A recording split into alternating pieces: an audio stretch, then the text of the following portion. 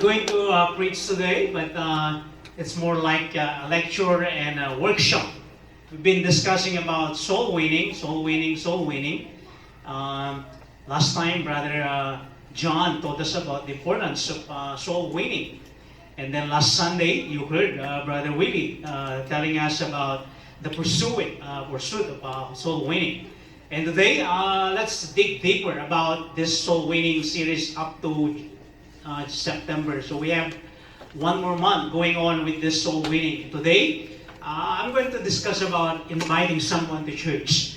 I'm a product of inviting someone. I was invited to church through my grandmother. Actually, my grandmother and her brother started the church in our province. But I grew up away from the church, and then my grandmother brought me to church. But after my baptism, when I was, I think, 13, 14 years old, I started to move away from the church. And so someone invited me back to church. So I'm a product of invitation. Sino sa inyo dito ang naging believer because someone invited you to church? Okay? Someone invited church. So you're a product of someone invited you to church. Today, inviting someone to church. Is it scary to invite someone to church? Sometimes, yeah. Sometimes? Yeah. How come? It's scary. Rejection. Rejection? Yeah. What else? What else? Why we're not invited? Of course, we know that inviting will help your local church to grow and multiply, right? Right? Yeah. Right? Amen. Right. I need to convince you here, okay? I need to convince you here that inviting someone to come with you to church will help this local church to grow and multiply. Amen. Amen. So, the point here is you and I must invite. So just like what I said, I'm not preaching here, okay? It's more like a lecture, or I'm hoping here that someone will be convinced with this topic this morning, that you and I will be part of this church and will be committed and grow with us in this church. And then sooner than later, you will see the fruit of your labor, that this church, through you and me, makikita natin na lumago na pala itong church na ito. Amen. We started this church way back in 2012 in our apartment. My wife and I moved here from Hawaii. We served a church in Hawaii for 9 years. And then my wife and I came here to celebrate our anniversary. April of 2012. We came here to see what is Las Vegas. We live in Paradise, Hawaii. Who moved here from Hawaii? All of us from Hawaii. So we live in Hawaii and served a church in Hawaii for 9 years. And then my wife and I came here in 2012 to celebrate our anniversary. It's like, come on, let's see what is Las Vegas. And so we came here and see what is Las Vegas, and we like it. Ang ganda pala ng Las Vegas. You know, my wife and I, kaching-kaching, no, just kidding. And we came here, and we drove around, they called it the 2115 belt, freeway. And we started to cry. We were crying. We don't know why. It's just like, tears started to flow from our eyes. Like, God, what's going on? Why we were crying here? It's just like, what's going on? And so I told my wife, kidding aside, like, do you want to move to Vegas? And my wife said, no. Because my wife was working in one of the biggest construction company in Las Vegas. In Hawaii. Now, she's an accountant. So she's working in one of the biggest construction, and they are prepping her to move out and to become one of the supervisors. So said no. And not only that, they already gave her one pickup truck for free. And I was driving the truck. I said, no way, I'm enjoying my work here. But that year, 2012, April, my wife and I was like, man, what should we do? We went back to Hawaii with prayer. And you know what? May, June, July, August, 4 months later, we moved to Las Vegas. And the church said, what? Are you guys crazy? Why Las Vegas? And we told them, why not? It's Las Vegas. And look where we are today. because we obeyed and listened to the invitation of God, we have this church today. Amen. And because, they help us still financially when we started the church. The point here is one and the same. Someone invited me and my wife to move here, and that is the Holy Spirit. So even here to God today, guys, maybe this lecture is not for you, but I hope and pray that you will be challenged, that, deep within, tugging in your heart, that, God is telling you right now, come on, invite someone. Invite someone. Let me read this verse, Matthew 4, verse 19, about Jesus Christ telling His disciples, or would-be disciples, or apostles. He told them that He said like this, before we jump to the lecture this morning. This is what Jesus Christ said when He first called His disciples. It's invitation, of course. Sabi niya, in English, sabi niya, come, follow me, Jesus said, and I will make you a fishers of men, or people. In other words, you and I, once you become a follower of Jesus, you are a fisher of men. I grew up fishing. I like fishing. My wife and I are thinking next month we'll be in San Diego fishing. You guys want to come? We've been to California many times. We even went to that, they called it the deep sea fishing. You need to rent everything, fishing line, fishing floater, sinker, everything. You pay for that. And so my wife ended up paying us like $500 for 2 people. Because you need to rent everything. The good news, when we get there, they said, meron tayong pustahan dito, sabi nila. We need the bet, $5 each. The big, kung yung makakahuli ng pinakamalaki, will be bringing home the pot. So just like more than maybe $1,000 or $3,000 yung naipon. But because I'm a Christian and a pastor, we did not put any money to bet on. Di kami tumaya. And you know what? I have the picture in my phone that I got the biggest fish at the end of the day. Pero hindi kami pusta. Sabi ng asawa ko, sayang no? Sayang, nanalo sana tayo ng malaking pera. But we never went there for that. We went there for the memory, of course. We went there to celebrate our anniversary.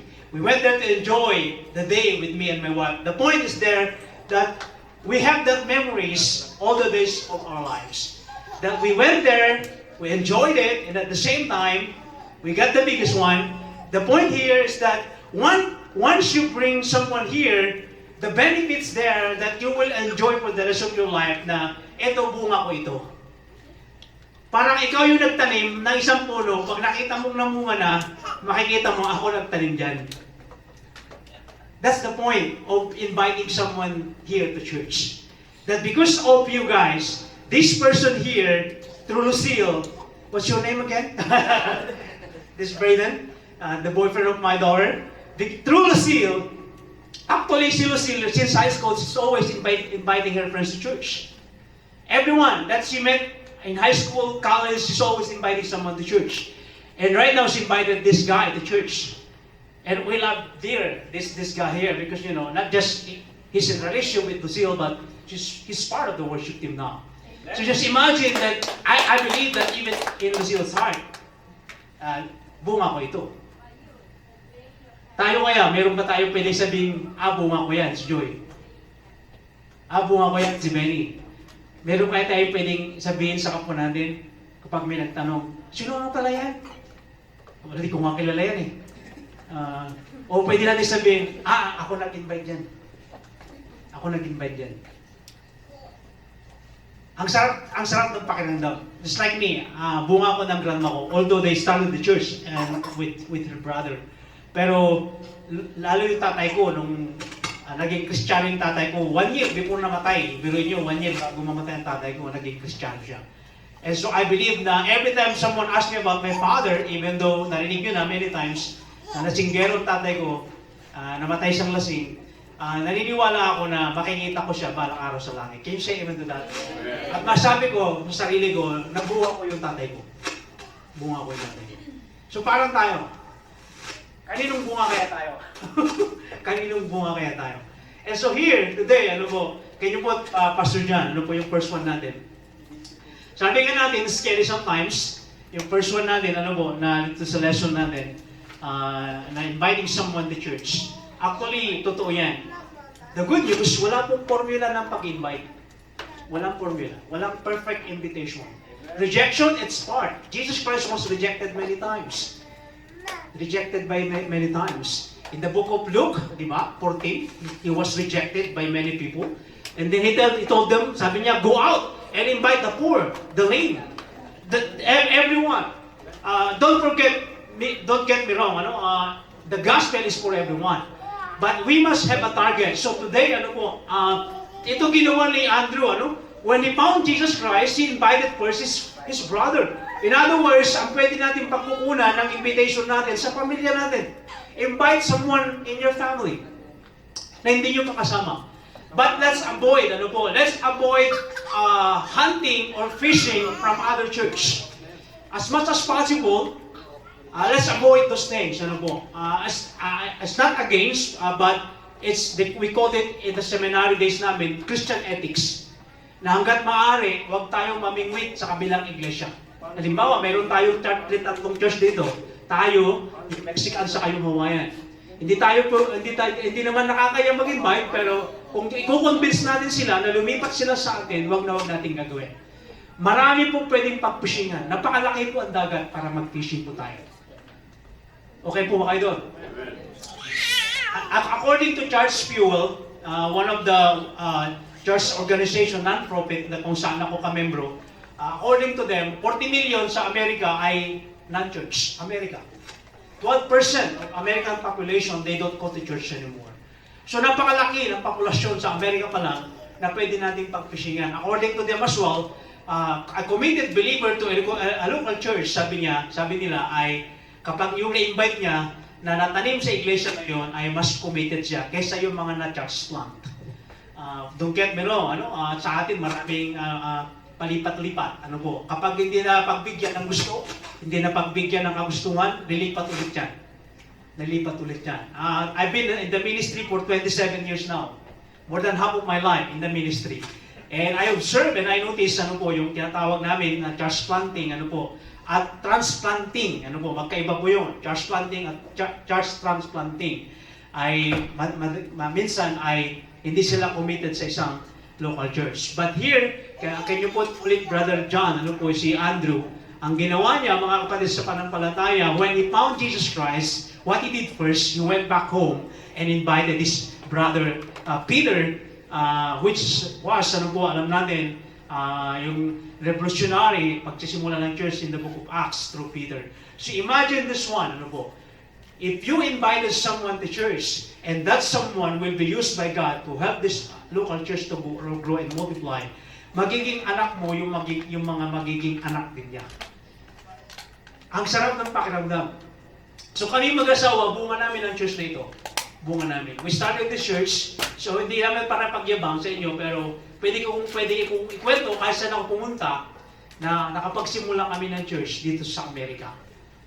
Na kami mga conservative na o typical na Church of Christ sa Pilipinas, we started 1898 in the Philippines, when American missionary came to the Philippines. Napasimula, pagpaparehistro ng Church of Christ sa Pilipinas in 1901. So matagal na po kami po ay kasama sa Restoration Movement. Ang isa sa pinakamalaki natin church sa Amerika, nasa Henderson, Central Christian Church, kasama po tayo dyan. Yung nandito sa Canyon Ridge, kasama po tayo dyan. Restoration Movement, Marami po tayong galing sa Restoration Movement. Sa Amerika, they call themselves Christian Church. Disciple Church of Christ, nakikita niyo po yung rancho dito? May rancho sa may Beltway, papuntang Summerlin. Restoration Movement din yan, Disciple Church of Christ. Nakikita niyo din po yung mga a cappella Church of Christ sa Pilipinas at sa Amerika. Restoration Movement din, bawal sa kanila ang instrument. A cappella. Meron pa tayo isa, hindi lang po Disciple, Scriptural Church of Christ in the Philippines. Kasama din natin sila. One Cup Church of Christ in the Philippines, kasama din natin sila. Kaya lang one cup, dahil one cup lang daw ang ginamit ni Kristo sa Lord's Supper, kaya one cup sila. Paano kung may ubo yung naunang uminom sa cup na una? Ay, hindi nyo ako mapapainom, wag na. One cup? Oh, ito matindi ito, one cup. Hindi ka. So marami tayong sa restoration movement. Marami. Christ Church in Makati, saka sa Las Piñas, sa pinakamalaki. Marami tayong mayaman tayo sa history itong pinanggalingan natin, restoration movement. Dati sa Pilipinas, sa atin din yung Mary Child's Hospital, sa atin din yun. Sa recto. So mayaman tayo pagdating sa history. Kaya lang sabi ko sa inyo, nagkahiwa-hiwalay dahil hindi naman doctrinal issues, kailangan napakaliliit na bagay. Sa Pilipinas, yung Lord's Supper. Mayroong isa sa Laguna, because lang sa pintura ng kapilya. Yung ibang kapilya sa Pilipinas, naghihiwalay lang sa kortina. Ang dami yan, ng doctrinal issues. Kortina. Meron pa naghihiwalay dahil sa carpet. Grabe. Pero mayaman tayo sa history. Kung history lang ang pag-usapan natin. Si Manalo, galing sa seminary natin, sa Novaliches, kung hindi nyo pa alam. Yung matandang ranyo, galing sa seminary natin. Nandun ang picture niya. Pag pumunta kayo ng Novaliches kung saan ako nag-graduate, nandun ang picture ni Manalo. Nandun din sa Liliw. Sa Liliw Church of Christ. Ilang taon na yun sa Liliw? 1904, nagsimula yung church sa Liliw. Nandun din ang picture ni Manalo. And so makikita natin na mayaman tayo sa history, mga kapatid sa panampalataya. So, lahat ito, sabi ko sa inyo, lumagi at lumango at dumami tayo, hindi man tayo malalaking iglesia, na nagkalalaki ang building, pero marami po tayo. Marami po tayo. So here, nangyari lang yan dahil sabi ko sa inyo, someone invited you to church. At even today, mga kapatid sa panampalataya, even today, because somebody or someone invited us to church, just like Andre invited his own brother, Peter, I believe, you and I will grow and multiply. So, Peter, here, can you put the second one, brother? Let's identify where are we going to target or invite. Identify natin. Alam nyo, culturally, mas epektibo tayo kapag kapwa Pilipino natin, not to make offense with Braden here, but mas epektibo tayo kapag kapwa Pilipino natin ang invite natin sa church. Alam nyo kung bakit? Cultural. Let's say I will cook papaitan. Are you going to eat papaitan, Braden? What? or kambing? See, culturally, mas madali tayong mag-invite sa kapwa natin kapag Pilipino ang invite natin. At the same time, hindi lang basta Pilipino. Let's invite young couples with kids. Look at the makeup of this church right now. Ano makikita nyo? Young couples with babies, with kids. Kami ni Vivian, meron pa kami si Lucas. Anthony and Maria, they have slave. JB, they have kids. So the makeup of this church, more than 50% ay young couples. So kapag may nakita kayo na young couple na kumakain sa Jollibee, opportunity na ito. Huwag nyo sayangin. Fishing time na, Fishing time. Kapag may nakita kayong single or seniors, of course, added bonus na yon. Pero dapat meron tayong tinatarget. So just like Peter was to the Jews, and Paul was to the Gentiles, so are we. Meron din dapat tayong tinatarget. Hindi pwedeng, just like I mentioned last Sunday evening, with evening worship, hindi pwedeng pana tayo ng pana lang. Hindi pwedeng tira tayo ng tira. Baka ma-waste yung time natin, ma-waste yung lakas natin, ma-waste yung mga investment natin. Kailangan may tinatarget tayo. Halimbawa, nakita ko si kapatid na Joy. Nakita ko, wala siyang kasama. Of course, added bonus. Just like me, an Uber driver. Every time na meron akong pasaherong Pilipino, lalo kapag nakatira sa Las Vegas, in-invite ko sa church. Meron na bang pumunta? Wala pa nga kahit isa. Pero tumigil ba ako? Nag-invite? Hindi. I did not stop.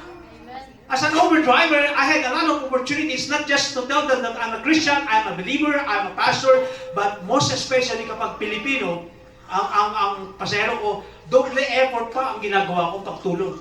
May pasero ko mag-ina, nakatira dyan sa malapit sa may tinatayong padak ng Formula 1, yung apartment doon, yung katabi ng Desert Wyndham Club, yung apartment na yun. Pasero ko sila, pick up ko sa Cebu City. Since Filipino sila, at dami nilang plastic, ay grabe, inakyat ko pa hanggang sa Akdanan. Dahil Filipino. And then after that, sinabi ko, baka may time kayo. Ito pala yung church address namin. Hindi ko nga sila nakita pati ito eh. That was 5 years ago. You see, did I stop inviting? Of course not. Opportunity. If you see someone eating at fast food or Seafood City or Pacific Island or Island Pacific na kumakain o ano man, let's invite them. What we did before pandemic, pumunta tayo, di ba, sa mga Philippine store. Anong ginawa natin ng Brother Fred? Nung namigay tayo ng invitation, anong ginawa nyo nung nagsama-sama kayong mga senior group? Namigay kayo ng flyers, di ba? Anong experience nyo doon nung namigay kayo? May nakausap ba kayong mga tao? Meron. Anong sabi sa inyo? You see? Experience. So even here, I'm offering a school of evangelism beginning this October twice a month. Every third and last Sunday of every third and last week of the month. Twice a month. Our offering school of evangelism. We will be discussing more about that. Paano natin gamitin yung invitation card. Paano natin i-approach yung tao na hindi tayo nakaka-offend. And so again, mga kapatid sa pananampalataya, we will be going deeper when it comes tinatawag nating soul winning. So here, identify natin, who is our target? Thank you. Who are they? What is their culture? What is their culture? Nationality, Filipino. Mas madaling, just like I said, it's much more identifying yung feeling natin sa feeling nila kapag kapwa Pilipino natin, just like what I said, not to make offense, na makapag-invite tayo ng Amerikano o puti o black o anumang kultura, but most of the times they will go out and find their own people as well. We have that experience in Hawaii. May mga Amerikano kaming nadala sa church, puti, Amerikano, may Portugal pa, Portuguese naman sa church, but later on, they move out and find their own people. The same thing with us. Isa pang iniisip ko na gawin natin, awa ko kung ginagawa ulit, nakatanda ba kayo ng piyesta sa Las Vegas? Hindi pa, May piyesta dito dati every year. Every year. Kultura natin yun. So kailangan, kapag mayroon ulit umattend tayo ng piyesta, para i-promote yung church natin, na mayroon tayong local church. We need to do that. Kailangan, kung mayroon kayong alam na kainan ng mga Pinoy, invite us, na mga gano'n. Kahit magbayad tayo, maglagay tayo ng booth natin doon. Para may pakilala yung church. Kailangan mag-agresibo na tayo. Hindi pwedeng laid back tayo dito. Hindi pwedeng nakaupo lang tayo dito. We need to do something. We need to promote this church because just like what I said, culturally wise, mas effective yung pag-invite natin kapag yung lengguwahe nila at lengguwahe natin ay mas madaling magkaintindihan. Alam niyo, ang hirap mag-English, baka alam niyo. Kami tatlong nagkasermon dito, baka alam niyo, pinapractice namin ito kahit nakatulog na kami, nag-English na kami. Ganun katindi ang preparation ng message. Ako, si Brother Willie, saka si Brother John. But the point here is one and the same. Kapag may gusto tayong imbitahin, identify na natin. Let's say, nakita ko si Anthony and Maria. Nakita ko silang nagtutulak ng baby at alam kong Pilipino sila. At may dala akong invitation. Mamaya makikita yung example ng invitation card. Makikita ko sila. At nakikita ko, hey guys, baka pwedeng gusto yung mag-join sa church. That's it. That's simple. That's it. Parang, you don't have to say anything. You don't have to open your Bible na, you don't have to say, oh, you don't repent, you will go to hell. You don't have to say those words. They will kill you these days. Kapag binanggit mo yung mga ganong kataga, no way. No way. I don't know. Let's say, Braden, let me ask you a question here. If you are not a believer, how do you see Christians? I guess it's Weird, right? Weird. Let me put these words to my mouth. Weird. Why? Because, guys, why are you giving your money every Sunday? That's weird. What for? Diba? Ba't kayo nag-operate? Eh, gastusin mo na lang. Mag-shopping ka. Diba? Weird. Another one. Christians are unbelievable people. Don't you know that? Yes, you know, what? Raising your hands like this? What's that for? When the worship leader, come on guys, clap your hands! We clap our hands! That's weird. to non-believers. But to Christians, man, that's holy. That's glorifying God. But they don't understand. They don't understand because just like what I said last Sunday evening, 2 beses lang sila pumapasok sa church. Nung ididikit sila at nung ililibing sila. 2 beses lang sila nakapasok sa church sa tanang ng buhay nila. Kaya they don't understand what's going on in the church. Kaya pagpunta nila dito sa church, ano kayo meron dito? O, tatayo daw kami. O, puto kami. Ano nangyayari dito? Pero mo kahit gano'n kasimple, hindi nila naintindihan. Pero tayo, we love doing that. Amen. But to them, it's weird. You're right. It's weird. Another one that they are using right now, you're hypocrite, bro. We are. Sabi nila, what? You're telling us to repent? You're judging us, man. Why? You're not sinning anymore? You see? That's the word that they are using when they know that you are a believer, that you're a Christian. Kaya tama ka, kapatid na Grace. Nakakatakot mag-invite because of rejection.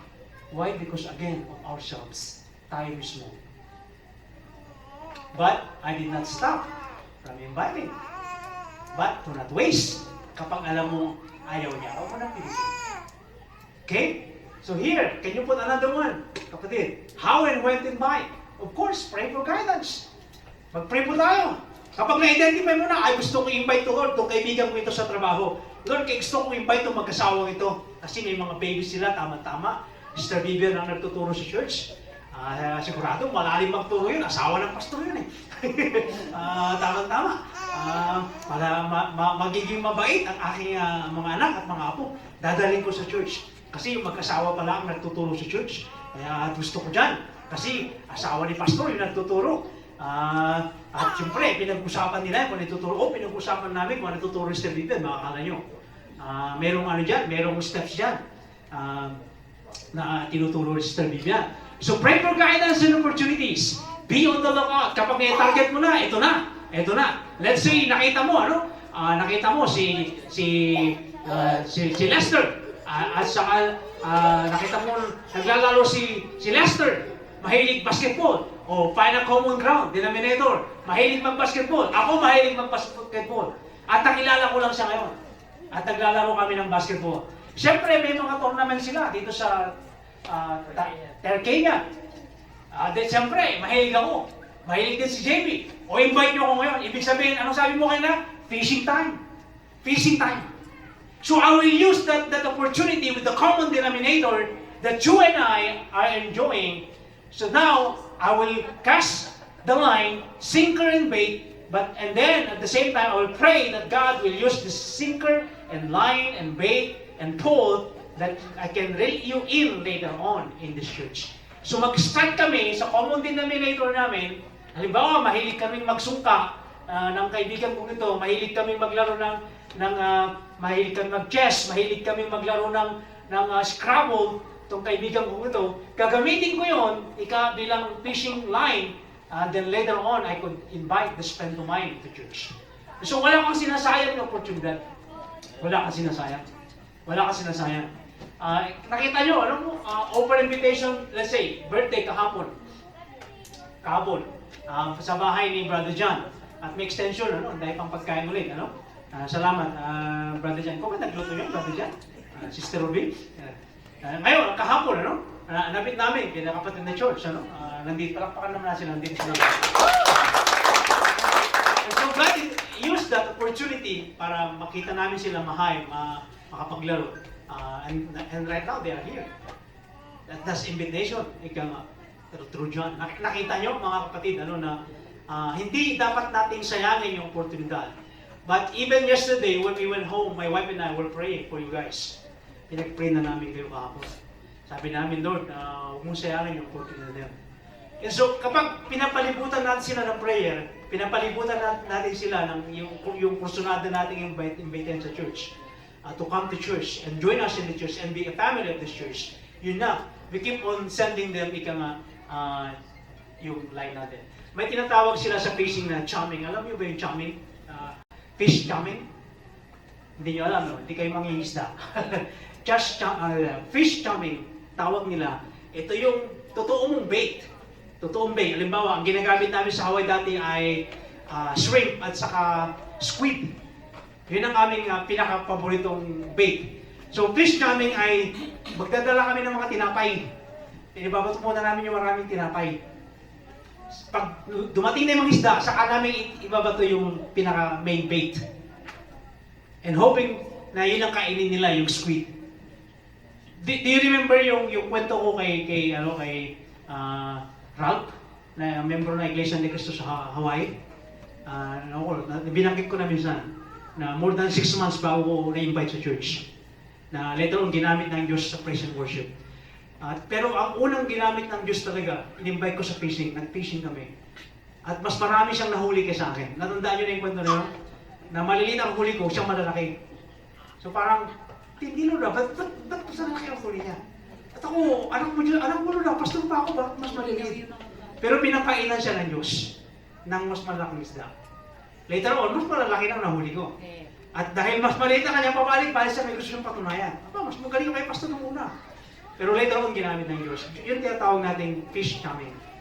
Na hindi, minsan, yun nga, hindi masamang magpain, ano? Hindi naman para, ang tawag dito, para i-cheat sila, ano po, pero ginamit din ng Panginoong Diyos yung tinatawag po natin, pagpapakain. 5,000, 4,000, nung pumunta sa bahay ni Zacchaeus, kainan ulit, kainan. Nakita nyo? Ganun katindi ang Diyos natin. So, again, mga kapatid sa pananampalataya, find the common ground or denominator, and then incrementally invite them. Little by little, wag mong biglayin. Wag mong i-download lahat ng isang bagsakan sa kanila, mauumay sila. Maniwala kayo sa akin. I've been in the ministry for 27 years now. Kapag binagsak mo ng doktrina ni ganito, doktrina ng ganyan, kami totoo at kayo hindi, pagpunta kayo, pag hindi kayo pumunta sa church namin, hindi kayo maligtas. Pag sinabi mo yung mga ganong kataga, naku po, lalayo yung isda. Hindi na ayaw na magpagkita sa'yo, iiwasan ka pa. So again, respect, i-respect natin yung individual's choice. Pag sinabi nilang next time, tama lang. Pero huwag ka dapat tumigil na pag-invite. Pag sinabi nilang may pinupuntahan na ako, sige lang. I-respect mo yun, i-respect mo yun. Huwag mo silang pilitin. Dahil si Kristo mismo, sa Luke 14, He was rejected by many people. Maraming, gusto ko lang basahin itong Luke 14, kung ano nangyari dito, before we jump to the next one.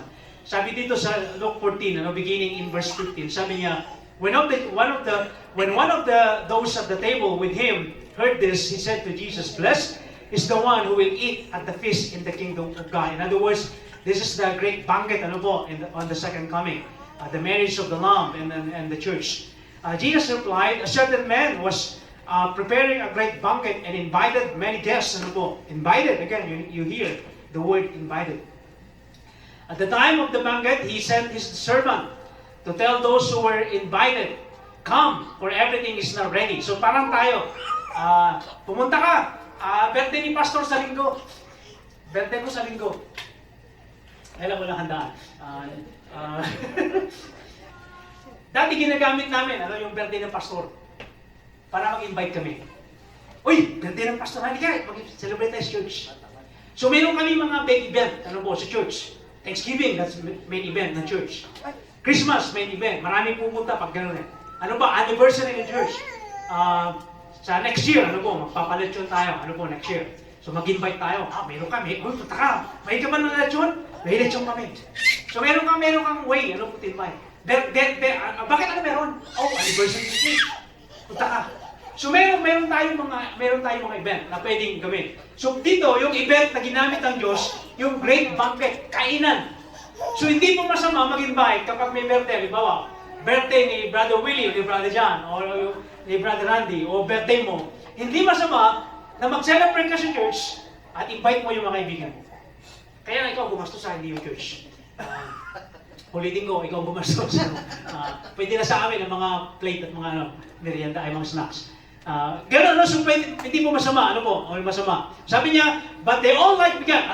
Hindi ko na basahin yan, mag-excuse nila. Gusto ko lang basahin in verse 21. Sabi niya, the servant came back and reported this, because sabi, sorry. Just like what you said, rejected invitation nyo. Then the owner of the house became angry and ordered his servant. Sabi niya, go and quickly. Lumabas pa kayo. In other words, the point here is one and the same. Never stop inviting. Ano po? Yun po yung point ni Christ dito. Huwag tayo tumigil sa pag-invite. Sabi niya, go out and quickly into the streets, alleys of the town and bring the poor, the crippled, the blind, and the lame. In other words, invite everybody, everyone na pwedeng invite. Then sabi niya, sir, the servant said, what you ordered has been done. In other words, ginagawa na namin yan. So dapat ganun din tayo. Gawin natin at gagawin natin. Then the master told his servant, sabi niya, go out to the road, sabi niya, and country lanes, and compel them. Nakita niyo the word compel? Compel them. In other words, convince them. Convince them to join you in the church. To come in, sabi niya, so that my house will be full. Para maparami ang populasyon ng langit. Sabi niya, verse 24. This is the saddest part of this parable. Sabi niya, I tell you, sabi niya, not one of those who were invited will get a taste of my banquet. Those who rejected Christ won't be there someday with you in heaven. Wala sila sa langit. They rejected Him. Yun yung nakakalungkot dito eh. Kaya lang, matitigil ba tayo sa pag-invite? Of course not. Huwag tayong tumigil. Huwag tayong tumigil. During the School of Leadership, i-discuss ko dun sa inyo yung follow-up. Paano mag-follow up? Can you put the next one, kapatid? Yung ano natin. Ito yung invitation card, sample. Can you put next one? Ito yan. Ito yung on the press na ginagawa ko ito. Ito yung sample natin na pwede natin ibigay. At sa sahig niya, ilalagay ko yung mga number na pwede nilang tawagan. What can we offer? We can offer them prayer, or visitation, hospital, whatsoever na kailangan nilang pag-pray. Kapag may nag-invite sa atin ng Bible study, pwede natin tawagin si Brother Willie, o si Brother Willie, magaling dyan. O si Brother Randy, o si Brother John. Or meron tayong, baka pwede nyo bisitahin yung Nanay Hospital. Ito, tawagin natin. Tawagin natin si Brother Benny, sa prayer yan, magaling mag-prayer yan. Pag pinag-pray niya, namamatay ka agad. Ayun ang prayer. Hindi, biro ko lang. So pwede natin tawagan, yung mga gano'n, na mayroon tayong opportunity to be a minister to them, pwede natin tawagan.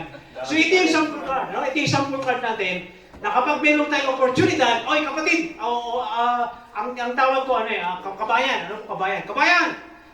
Para alam niya kagad na Pilipino. O kabayan, baka pwedeng, kung wala kayo ginagawa, join us sa church. Ito yung address, ito yung mapa niya, ito yung oras ng worship namin. Yun na, tapos na. Wala kang sabihin. Pero pag nagtanong, saan to? Oportunidad. Never wasted it. The opportunity nilibigay siya ng Diyos. So yan po, yung sample na card na pwede nating ipaprint sa Home Depot na next Sunday, ayan na yan, na-publish na yan, lalabas na natin yan. At pwede nyo nang iuwi, pwede nyo nang gamitin, na pwede nyo ipamigay. Huwag nyo nang sayangin, kasi mahal yan eh. Dapat, kung ano yung leading ng Holy Spirit, huwag naman tayong bigay ng bigay. Kasi sa Las Vegas, nakikita ko yung mga pastor dyan na namimigay, tinatapon lang yung mga pinagbibigyan nila.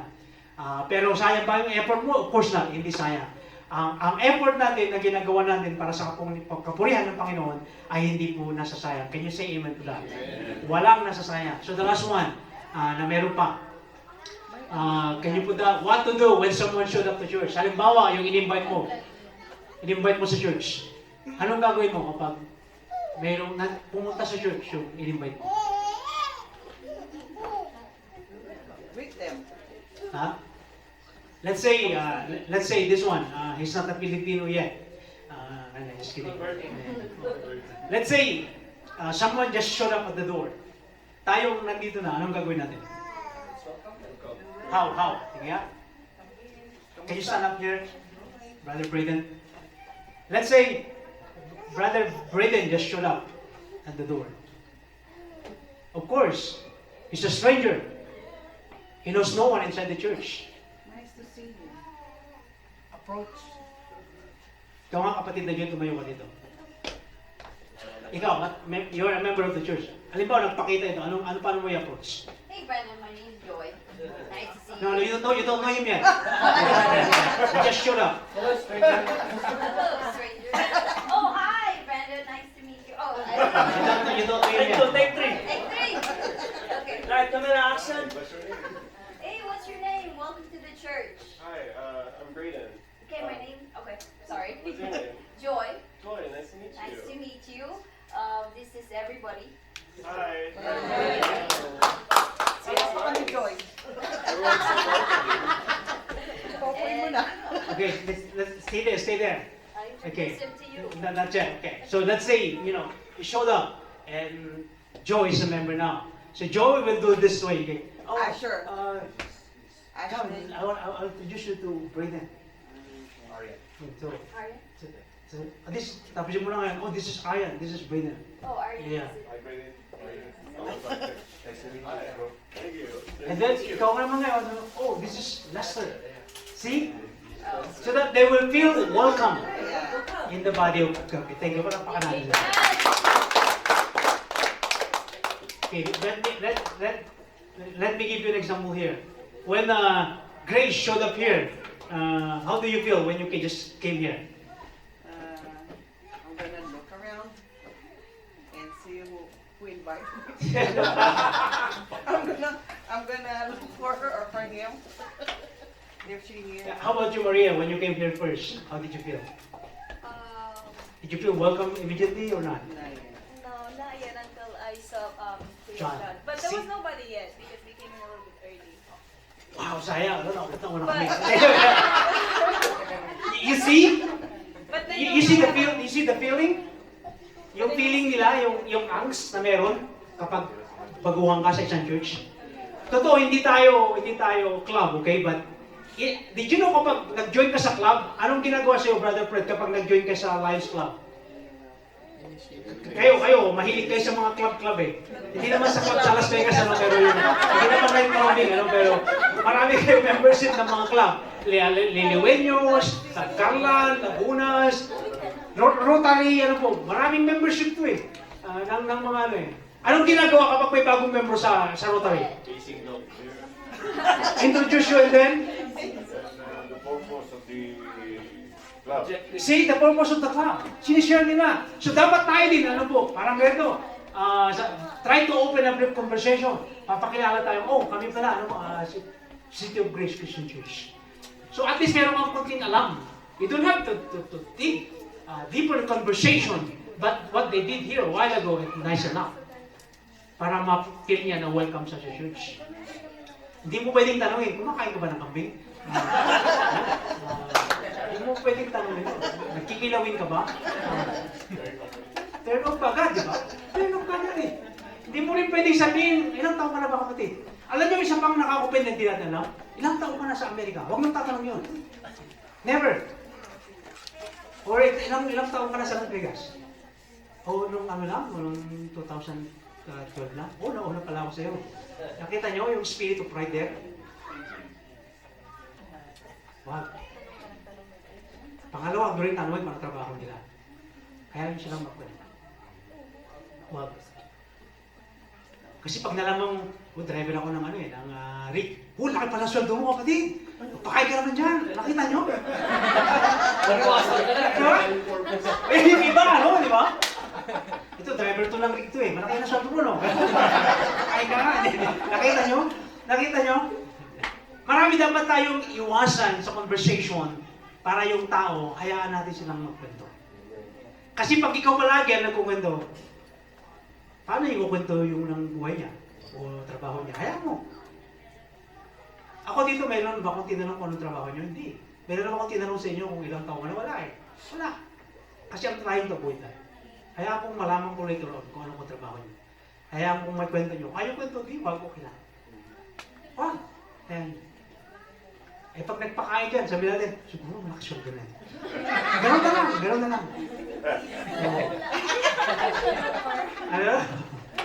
na lang. Nakita nyo, so, huwag nyo rin tanungin are you a Christian? Huwag nyo tanungin. Hayaan nyo sila ikwento nila. Or are you attending another church? Hayaan nyo. Kasi alam nyo, sabi ko sa inyo, kapag nagkwento tayo at ang sagot niya lang niya, yes or no, tapos na ang kwentuhan. Bawa, tinanong mo, are you a Christian? Yes. Wala na, tapos na. How old are you, Brayden? Yes. Yes. Good answer. you see, natapos ka agad eh. Conversation, natatapos ka agad. Kaya mas magandang hayaan natin silang magkwento. Malaman natin yung pangalan, halimbawa kahapon, nalaman ko pangalan ni George. Hindi ako nakipagkilala, pero narinig ko lang. Ganda ka ng pangalan niya, no? Charles. So, kumbaga, ganun lang. Narinig niyo bang in-invite ko sa rin? Hindi rin. I invited you to church. John? Wala. Si Brother Brother Fred, nakita niyo? Oh, nakita niyo si Brother Fred? Huling dumating. Siya pa nakaisip na invite sa atin.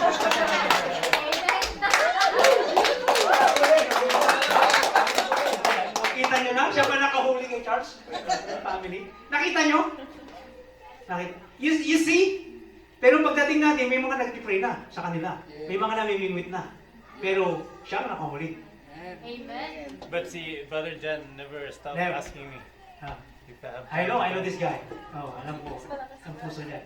But Nakita. as well, I've been asking him too.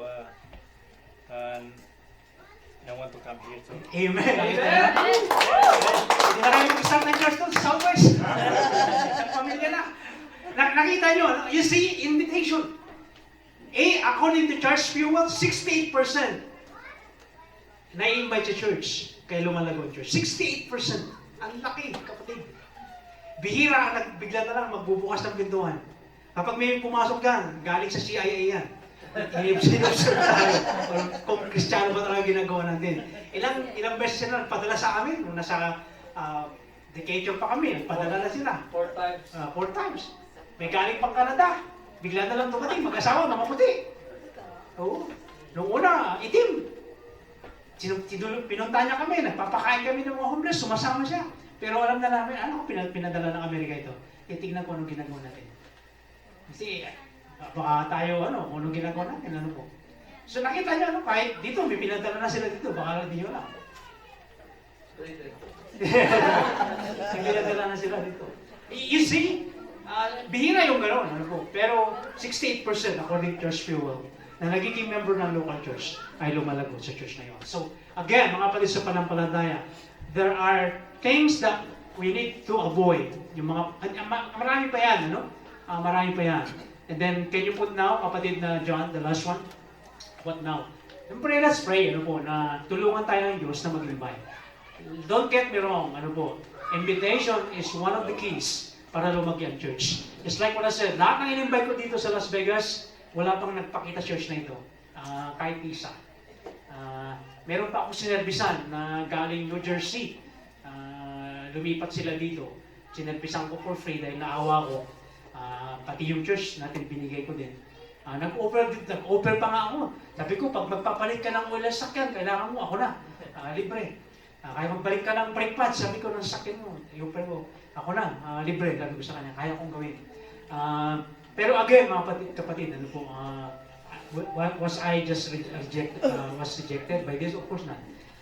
Maybe it's not meant to be. So tayo, ano po, even though we are compelled to invite, huwag kayong matakot. Ulitin ko, walang formula para mag-invite. Walang formula. Ang importante dito, we keep on inviting people. You never know, ano po, yung line and sinker and bait na binigay mo, yung pala yung pwedeng gamitin ng Diyos para maging bahagi sila ng katawan ni Kristo. So, dami ng, ilan ang bunga mo dito, Brother Jan? Ilan ang bunga mo? Kina Charles, sa Ana Anthony, ano? Mga bunga mo ng wine, gano'n lang.